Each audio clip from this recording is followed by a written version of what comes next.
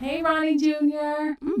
Can you tell me about the world of gaming, esports? Because I literally haven't played a video game since like Mike Tyson's Punch Out, if you will. Maybe Sonic the Hedgehog and a lot of Mario Brothers. So I don't even know A, what's going on, and B, like you say it's a community, it's a culture. Like what the heck is happening in gaming? So gaming overall, it's interesting because you have the main header, quote unquote, which is gaming, and then you have the subcultures or like the sub communities within it. So, like for example, if gaming is the overarching theme, that's kind of like okay, I game, I play Final Fantasy VII Remake, I play Call of Duty. Then within that, you have esports. Esports is the competitive gaming side. And esports has its own communities where it's broken down into competitive scenes. So the same way that like you have sports and it's broken down to Major League Baseball, NBA, NFL, the same thing is for esports where it's broken down to the competitive league for Call of Duty, the competitive league for a game called Overwatch, the competitive league for a game called League of Legends.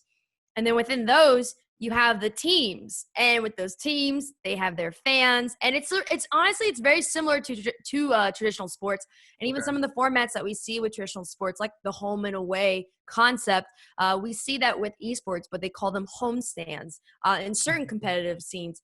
And even with the development of college competitive esports, that's also being developed as well.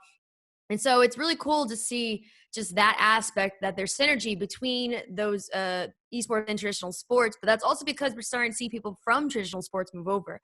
And then, of course, you Okay. have other tying communities, like a part of it. Like you have your cosplayers who are like cosplayers and gamers. Then you have the Black content creators, the Latinos. You just have everyone, and Subgenres, it's yeah. yeah, it's just like you have your little different communities within this overarching theme of gaming, and just essentially like all the communities come together in some shape or form because we all love to play video games.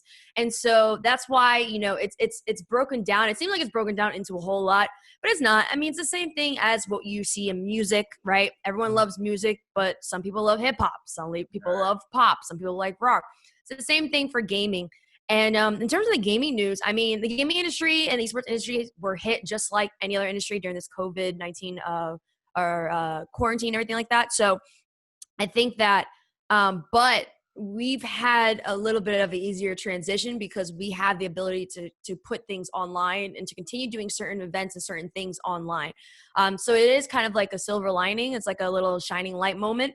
Mhm. But gaming is still, slow. The news is a little bit slow. Competitive scenes aren't all going. Some are still. Some change format to completely online, and everyone's just adjusting. Yeah. And the same way that everyone's adjusting in every single other industry.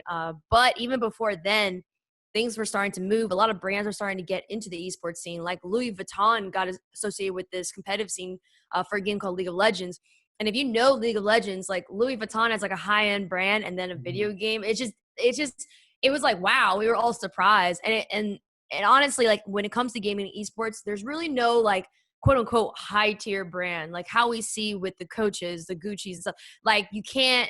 It's interesting to see how these brands don't take on those similar philosophies in terms of who they sell to, and they find ways to integrate themselves into esports or gaming. And we're starting to see so many different brands do the same. And the same way that we've seen the transformation of hip hop into pop culture, we're Mhm. starting to see even more of a transition of gaming and more specifically esports into that pop culture. I mean, gaming and pop culture have always been hand in hand, but now we're starting to see esports is now becoming that popular culture, that popular Yeah. thing. The same way that we saw how it happened to hip hop.